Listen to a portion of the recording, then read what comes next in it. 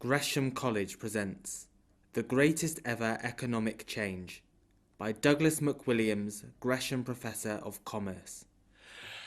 I'm very grateful indeed to Gresham College for allowing me to borrow the title of Mercer School Memorial Gresham Professor of Commerce, and it is quite a mouthful, for the next 3 years. I've had many illustrious predecessors, some of them here today, Daniel, Michael, and I'm immensely flattered to have the opportunity to follow in their footsteps. I've known Gresham College since my father was Lord Mayor 20 years ago, and I worked with various institutions to support his mayoral theme, the city and industry in partnership. The then Gresham Professor of Commerce, Walter Eltis, who is a very important economist of the first rank, was immensely supportive of my father's objectives. Now, what I would like to do this evening is to set the background for the 18 talks that comprise my main lecture series. In addition to these 18 talks on the main theme, there are also 3 special lectures on unrelated themes, one of which will be on the 1st of May 2013 on transport in London. And it's this lecture that caused the diary columnist in the Evening Standard to comment sardonically that if I could solve the transport problems, I deserve to be made mayor. Somehow I don't think Boris is shaking in his boots. My major aim tonight is to justify the title that the economic development of 2/3 of the world is the world's greatest ever economic event, and I will compare it with 2 other major events, the Industrial Revolution and the so-called discovery of the Americas. And finally this evening, I'll give a sneak preview of some of the highlights of the lectures in the hope that I can encourage attendance at them without having to offer, as this evening, the bribery of free drinks. I see the series of lectures as a wake-up call to those of us in the West who have not fully appreciated the scale of the challenge to us that is posed by the emerging economies from the East. There is a risk that the rest of Europe, including even countries outside the single currency like the UK, could slide in the same way that Greece now has into first stagnation and then economic collapse, unless we recognize the challenges that we face from the East, analyze them carefully, and respond by adjusting our own policies to reflect the changing external situation. We can no longer formulate economic policy on our own. We have to understand the environment outside the UK in which we're operating. I seem to have been living with the development of the Asian economy from some of my earliest memories. I was brought up in what was first Malaya and then became Malaysia. We lived first in historic Malacca and then in the area around Kuala Lumpur. My parents went to Malaysia when I was 1 and left when I was in my mid-20s. At the time, being brought up in what was before independence in 1957, a far-flung part of the British Empire, seemed to have quite a lot of disadvantages. Occasionally, I would come home and find a cobra wrapped around my rocking horse when I was a little boy. That was a bit interesting.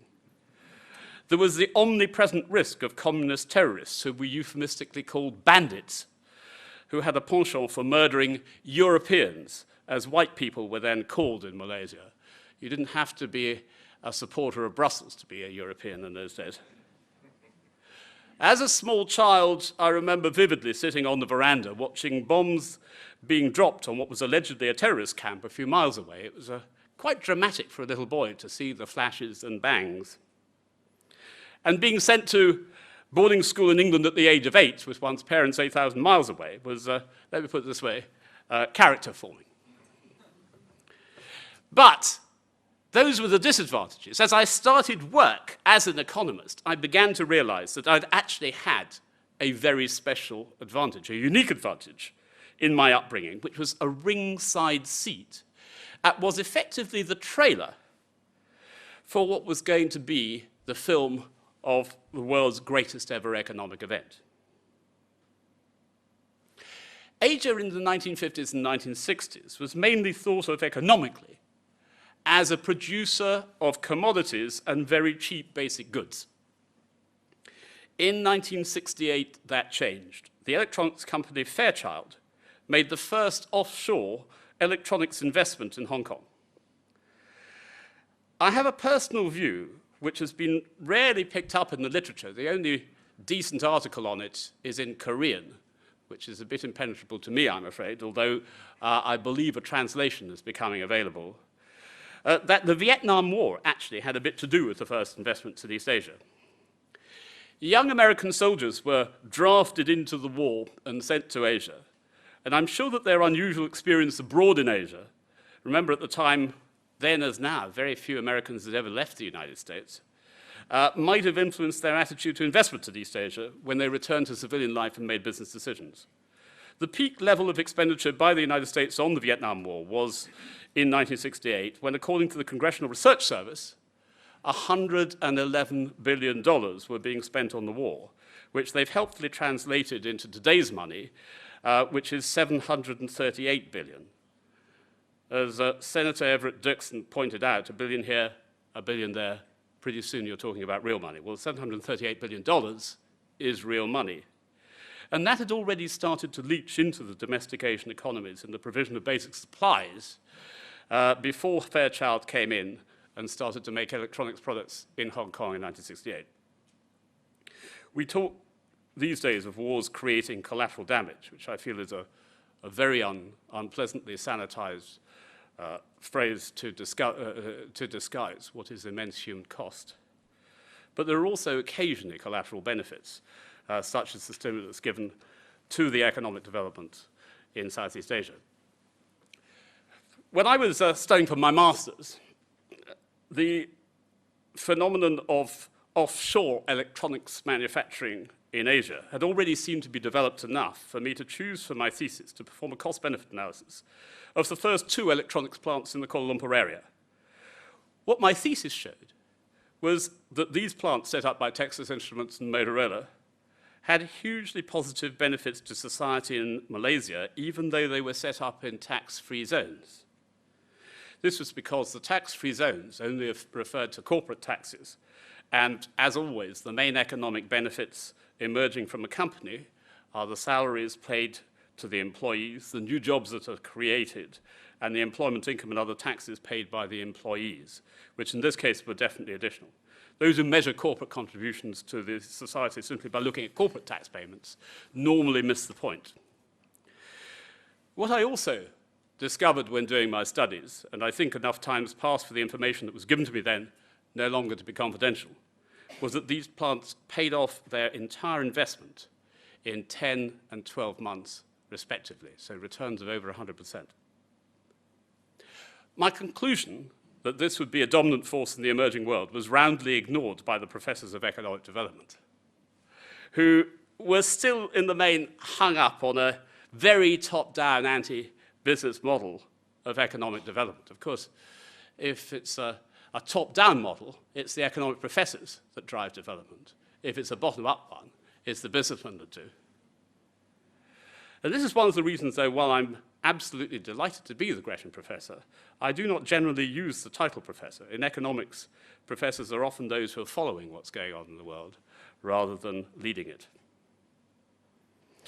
But what we saw starting to happen in Malaysia and Hong Kong and Taiwan and Korea and Thailand and especially in Singapore was an important economic theme of the 1970s and 1980s, though because these economies were still relatively small, their impact on the global economy was muted.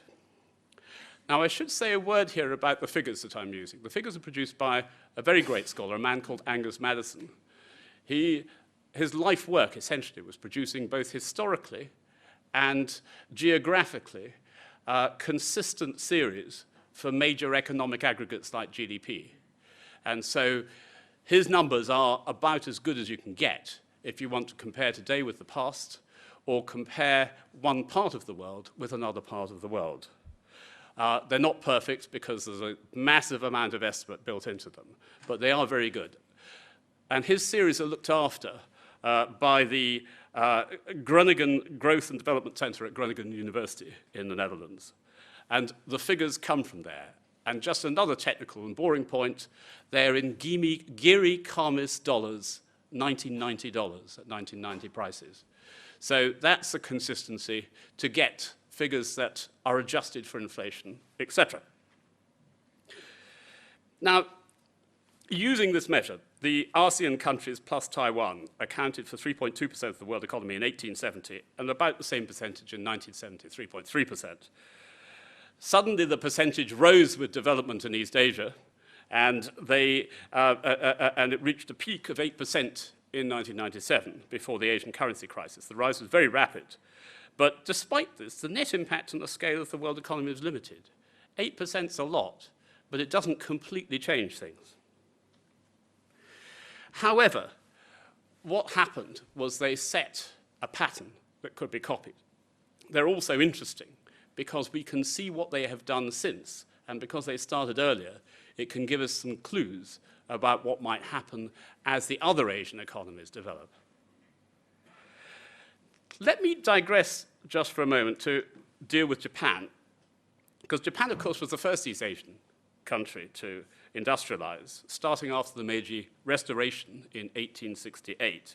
It led to a process that finally had Japan catch up with the Western economies. Japan's standard of living doubled between 1870 and the First World War. It doubled again by 1939, and after a major slump during the war, much more than in most of the other belligerent countries, had recovered its pre-war level by 1956 and caught up with Western Europe by 1973. That's pretty dramatic. Japan is an outlier, though. It was the only Asian economy to industrialize so early, and although it had scale, the population reached 100 million people by 1967, and its industrialization was distinctly faster than for Western Europe. Nevertheless, its total economic impact on the world economy was still relatively minor because it represented just one country.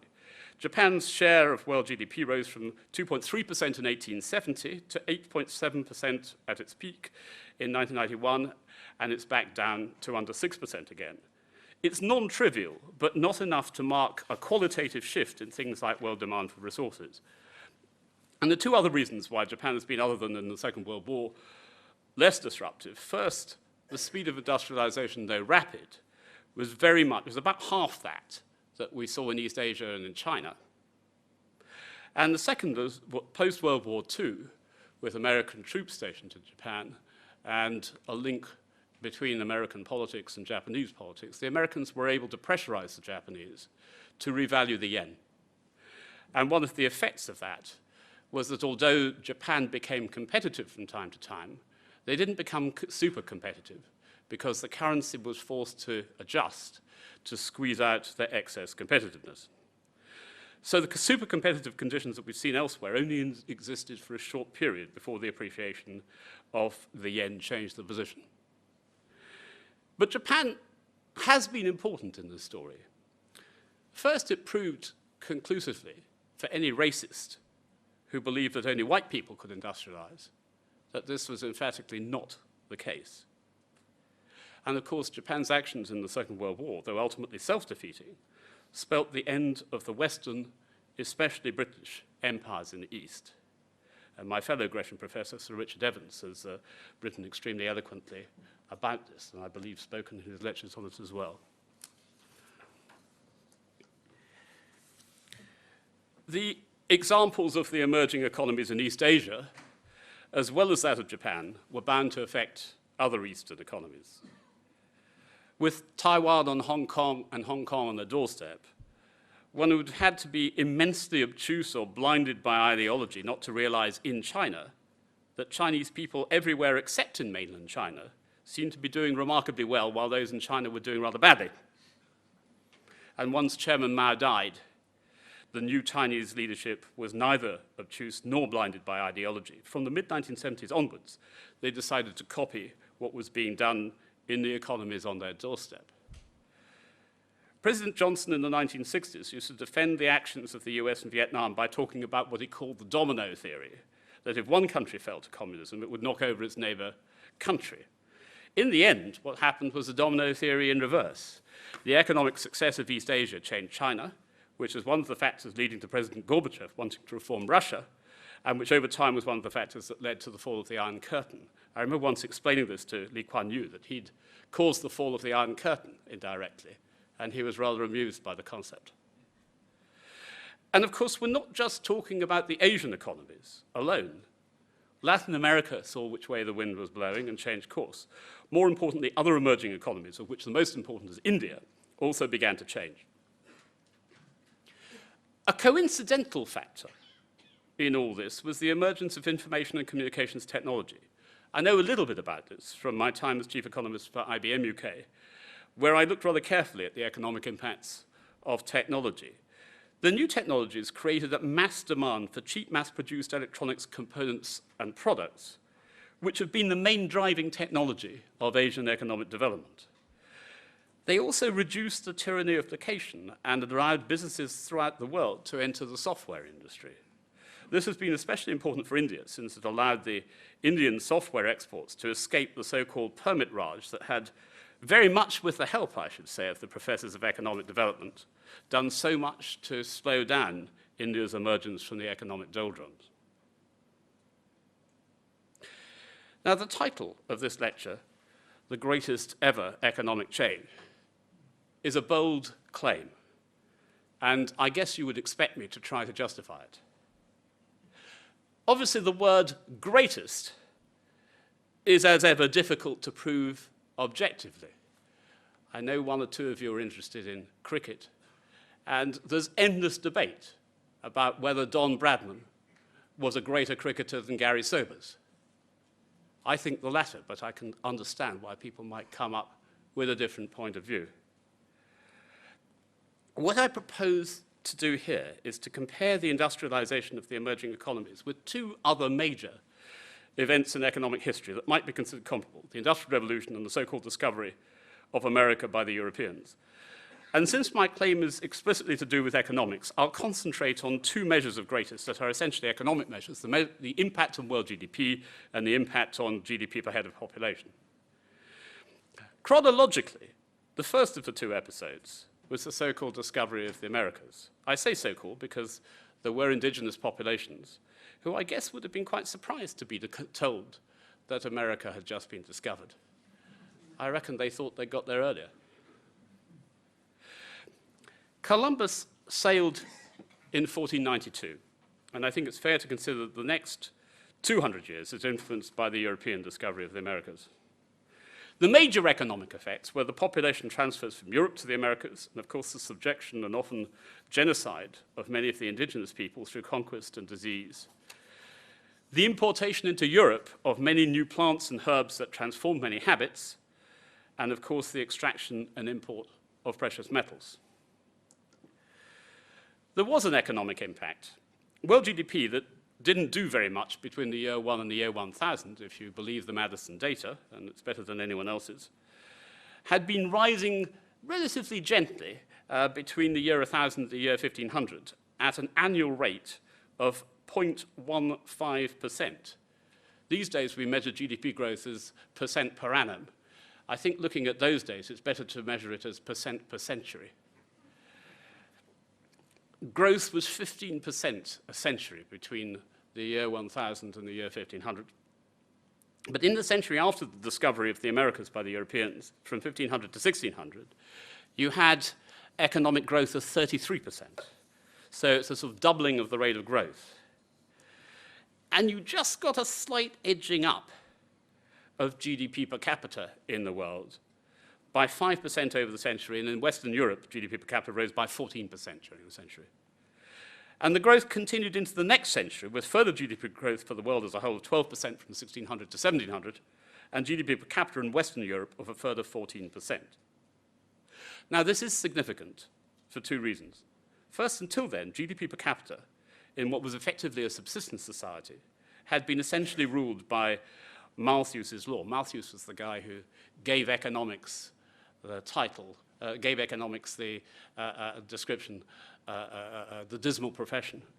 And he argued that as that populations expanded until they could not feed themselves, so gains in living standards would be eroded by population growth and people wouldn't be better off. And so standards of living not only remain much the same from one century to the next, but also varied by only minor amounts between one region of the world and other regions of the world. Now, the impact of the discovery of the Americas was just to start to break Malthus's law. Significant world growth appeared, so that world GDP 200 years after Columbus was about 50% higher, while living standards in Western Europe started to edge up from subsistence levels, though not for the whole of the population, of course. There was, of course, the impact of inflation. The impact of the import of silver from the Americas had a damaging effect on Spain from the latter part of the 16th century to the middle of the 17th, as inflation caused by the expansion of the monetary base eroded living standards for those who did not have access to this silver bullion. The effects were particularly distributional in Spain. Poor people on fixed incomes had their living standards reduced, and the population of Spain fell from over 8 million in 1600 to about 7 million by 1650, as the poor died or emigrated. There are some slight parallels, although not in extent, with the impact of quantitative easing in Britain today on some older people. Overall, the discovery of the Americas clearly had an economic effect, but one needs to think about it in terms of its scale and speed. It didn't have a huge impact, it only started to have an impact, and it took a long time. Now let me move to the Industrial Revolution. Most definitions of the Industrial Revolution date it from 1750 to 1850 and point to a range of technological changes affecting a wide range of industries, from agriculture through mining, transport, to manufacturing. And they created the modern world as we know it. Here, the social implications were vast. It was generally argued that sustained growth in both living standards and population were driven by these technological changes, though, as we've seen, they started just a little bit earlier. Robert Lucas, who's a Nobel laureate, has argued that for the first time in history, the living standards of the masses of ordinary people began to undergo sustained growth. Nothing remotely like this economic behavior had happened before. It liberated people from the tyranny of a subsistence existence. The Industrial Revolution had profound effects because it occurred initially in Great Britain, where there had been relative peace and where the unification of Scotland with England and Wales had given a kick-start to trade. I don't know if the reversing of the process, if it happens, will have the opposite effect. And where there was a system of rule of law which not only gave some enforceability to contracts, but also permitted the emergence of, for example, the joint stock company, these factors were seen as important and replicated throughout the world, as were capitalism and the emerging of representative government, if not full democracy. But the Industrial Revolution only affected directly a small part of the world's population, the so-called Western economies and the Western offshoots who supplied them. One of the impacts of this was the start of a period of Western political and military dominance, which is now coming to an end. The effects of the Industrial Revolution on the world economy were rather greater than those of the discovery of the Americas. Between 1700 and 1820, world GDP nearly doubled, went up by 87%. And there was a further increase of 60% in the 50 years from 1820 to 1870. GDP per capita lagged the growth in GDP, but rose by 8% between 1700 and 1820, and more impressively by 30% between 1820 and 1870. But if you look at the Western European economies, which are the main beneficiaries, you've got a much sharper rise in GDP per capita, by 20% from 1700 to 1820, but by 68% from 1820 to 1870. By 1870, the average standard of living in Western Europe was about 3 times subsistence level. That's a big change, and that's the first time it had ever happened in history. And by now, the offshoots of the Western economies were making their way. In GDP per capita terms, the wealthiest economy in the world in 1870, on the Madison data, is, believe it or not, Australia. And by the late 1880s, the largest economy in the world was no longer China, which had held this position since it overtook what is now India in about 1500, but the United States, which remains in that number 1 position to this day. Now, if you move to the current period, we now start to see much bigger rises in world GDP. The period since East Asia, other than Japan, started to industrialize, from 1970, in the past 40 years, instead of GDP rising by numbers like 87%, we've had a rise of 270%, and GDP per capita is up 104%. It's an order of magnitude different from the scale of the economic growth during the discovery of the Americas and during the Industrial Revolution. If you look at China alone, GDP per capita since 1970 has multiplied 8 times. Over this period, world GDP has risen at an annual rate of 3.5%. Now, those who are familiar with the figures will point out that I've missed out a period of particularly strong economic growth. Between 1950 and 1970, the speed of world economic growth was actually 4.9%, which is the most rapid speed I believe it's ever been recorded. But of course, if you look at the graph, you can see that it followed, first of all, the Second World War, when there was virtually no growth, and also the catch-up from the World Depression of the 1930s. If you take the whole period from 1913 to 1970, world economic growth was respectable at 2.8%, but it's nothing very dramatic, and I think you have to take the whole period together. Indeed, if you look at where the world economy was in 1970, it's pretty clear that the growth in the previous few years had been unsustainably fast, because you had a very sharp rise in primary commodity prices in the early 1970s. And once the Western world had lost control of the Middle East, and OPEC began to flex its muscles, we also saw a significant rise in the price of energy. So I think it's perhaps misleading to take the 50s and 60s alone as a self-contained period, since the growth there was exceptional, and I think it needs to be averaged out over a longer period. One of the other important changes that has been taking place more recently has been the change in the balance of world economic advantage. There was a major change in the balance of world economic advantage between 1820 and 1870, when the share of the world's GDP emerging from the 30 Western European economies and those 4 Western offshoots, the US, Canada, Australia, New Zealand, it rose from 25% of the world economy to 43% in 1870, and then edged up to a peak in 1950 of 57%.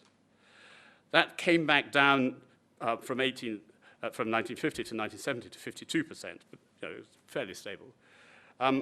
Since 1970, it dropped from 52% to 38% by 2008, and on our calculations, since 2008, has dropped to an estimated 33% this year.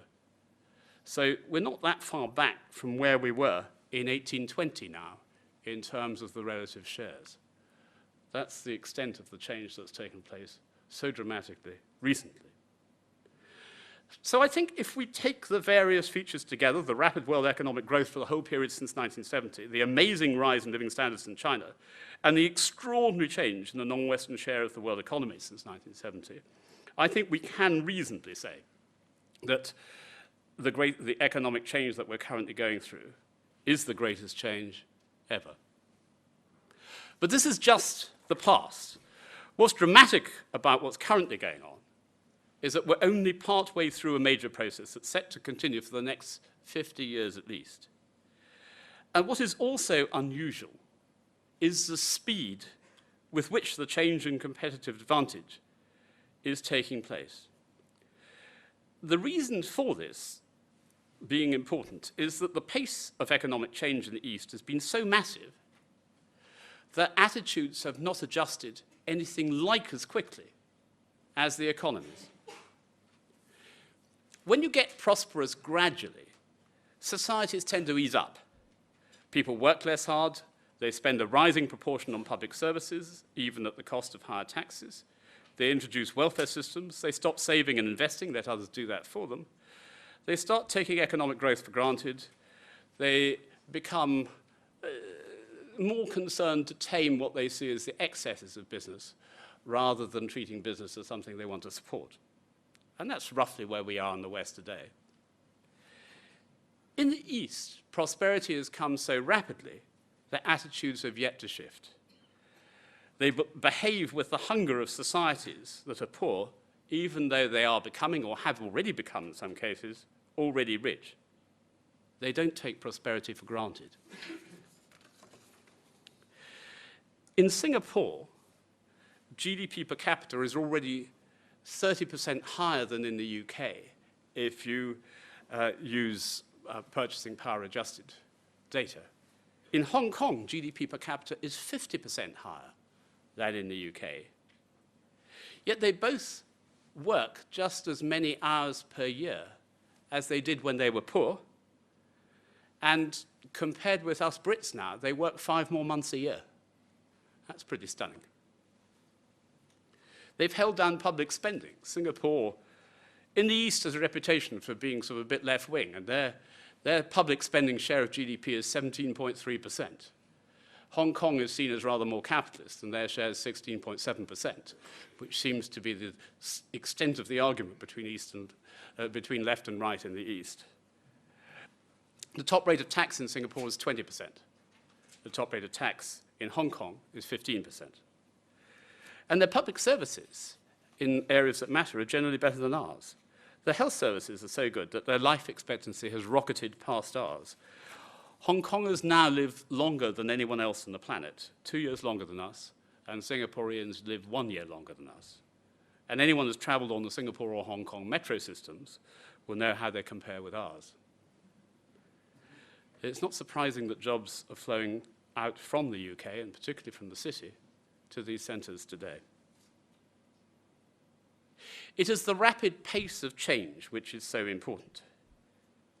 The discontinuity between the attitudes both in the West and the East that have been predetermined by history, and a pace of economic change that's far outstripping the pace at which attitudes are adjusting. That's why this change is so disruptive.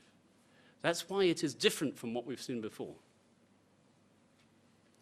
And some of the disruptive consequences that we've seen already are the Western financial crisis, which started in 07-08 and is in many ways still continuing, and the Eurozone crisis. But there will be more to come. I'll go into more detail on different aspects of this in my forthcoming series of lectures. Let me now just give you a short preview of what I plan to cover over the 18 lectures with rather more detail for the other 5 this year. My main program of lectures covers 3 years with 6 lectures for each year. This year's 6 are mainly analytical, covering what's likely to happen. Next year's 6 look at the economic policy options we have in the West to improve the outcomes for us. Among other things, I'm going to look at this from a Marxist perspective. The final year's 6 lectures go beyond economics, and they look at issues like diplomacy, the rule of law, equality and inequality. Now, let me just give you a little bit more detail of what I'm planning to cover in this year's other 5 lectures. Next month's lecture looks to see what the constraints are on the overall rate of world growth. I mean, if the growth is in effect a zero-sum game, anything extra that the Asian economies get is less that's left for us. And so you need to look at what the total constraint is. You need to look at whether things like economic disruption, environmental constraints, or shortages of primary products are going to act as an overall limiter on world economic growth. Now, obviously, I'm not a primary products expert, so I'm going to be joined by this by 2 people who are. Thras Moraitis, who's a member of the executive board of the commodity producer Xstrata, very much in the news, and my more intelligent brother, Michael McWilliams, who is worldwide head of hydropower for the engineering consultants McDonald. They will help give a view on this. The following month's lecture in November is titled A New Theory of Economic Growth, and it looks at how we should understand and predict economic growth in the medium term for the Western economies. Among other things, it will explain why the approach that's been currently taken by the Office for Budget Responsibility has not been hugely helpful in trying to understand what's likely to happen. And we'll suggest an alternative approach that might help government plan things like spending and so on. And some of my office colleagues at CBR who've helped me develop this theory will help explain it. In January, we get to grips with the fact that, cursed with apparent affluence, we've allowed a very high-cost economy to develop in the West with costs that are not entirely necessary, built in through the whole cost chain. We could afford these when we were rich and had a monopoly of wealth, but we need to strip them out now that we're in a competitive situation. And this lecture will look at some of the areas where this can be done. In February, I'll look at the economic changes and how they're leading to a glut of savings and the consequences of this. I'll look at what Keynes would have said in response. My final lecture in this year's series covers the winners and losers, and I'll produce a quantified forecast with the caveats of all forecasts, of course, using CBR's global macroeconomic model. Again, I will be helped by my CBR colleagues. And some of the nuggets that are likely to emerge from this are that we expect Chinese economic growth to slow down quite sharply. We think that real economic growth in the 2020s is going to be around about 4% per annum. Despite this, it's almost inevitable that the Chinese economy will overtake that of the United States sometime in the mid-20s to retrieve the leading position that it lost in the 1880s. This won't just be because of faster growth, and of course by the 2020s, growth won't be that much faster. But also, part of the process of adjustment is that Chinese prices will be catching up with the price level in the US, which will raise the nominal value of GDP. And we expect that the internationalization of the renminbi will also ultimately lead to a rising currency against the dollar, and the two will work together to raise Chinese GDP in cash terms, in dollar terms. But looking further ahead, the Indian population by 2050 will be 40% larger than the Chinese population. And we believe that the Indian population has many potential advantages that should boost economic growth as time moves on. And our forecasts say that, they say in 2048, but huge margins of error. They don't take the precise year, let alone the month or the day or whatever, let alone the minute. We believe that sometime round about 2050, there's a very good chance that the Indian economy will overtake the Chinese economy to become the world's largest. Of course, this is also a return to the past, since the Madison data indicated that India was the world's largest economy from the year 1 to the late 1400s. So it will merely be history re-establishing itself. Other winners will, of course, include the commodity producers. One of these is of particular interest to Australia. Both immigration and commodity wealth are likely to boost the Australian economy. And this is important in the UK because I've written about how Australian sporting success is negatively correlated with the success of the Australian economy. So we'll need to study the Australian economic prospects rather carefully to see who'll win the Ashes.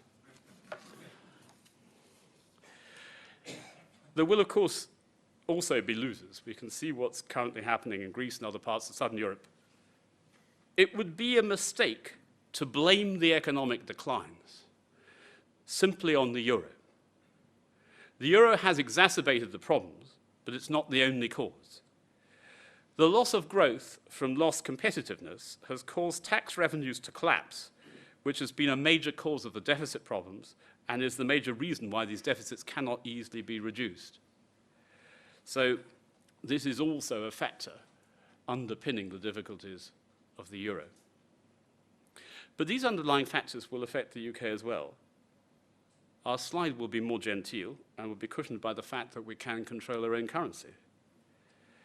But many of the factors affecting Greece apply in a more diluted way to the UK. This is well set out in Larry Elliott and Dan Atkinson's book, Going South, written by the economics editor of The Guardian and that of the Mail on Sunday, an unlikely partnership, you might think. I think they shy away a bit from the implications of their analysis, because if you believe what they're saying, the optimal policies for the UK wouldn't only make Mrs. Thatcher look a moderate, they'd probably make Genghis Khan look a moderate. Whatever it is, we shouldn't think it can't happen here. We've already had consumers' expenditure per household in the UK over the last 5 years, declining in total by 8%. That's not a trivial issue.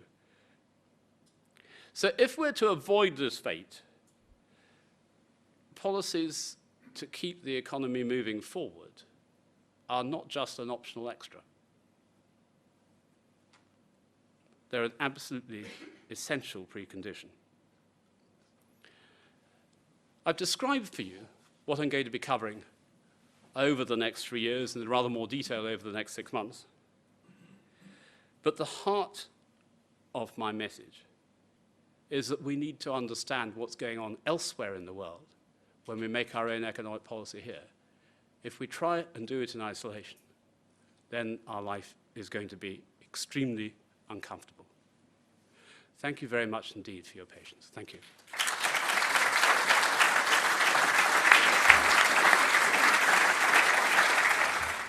Thank you very much for a very stimulating talk. I'm Michael Climbs. I'm a journalist.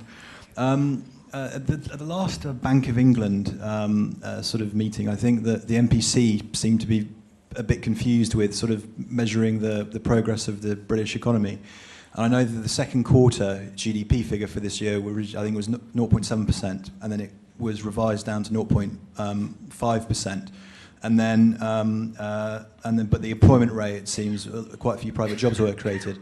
And I was reading a note here from Deutsche Bank saying that maybe a better way to measure the economy was to look at the relationship between the employment rate or job creation and corporate insolvencies, to look at how many businesses were going broke or not. And I was wondering sort of what you thought about maybe the theme in that note. Is that a better way of maybe looking at the health of the British economy if GDP figures can be maybe hard to measure or be revised or so forth? Or is this is a complicated question.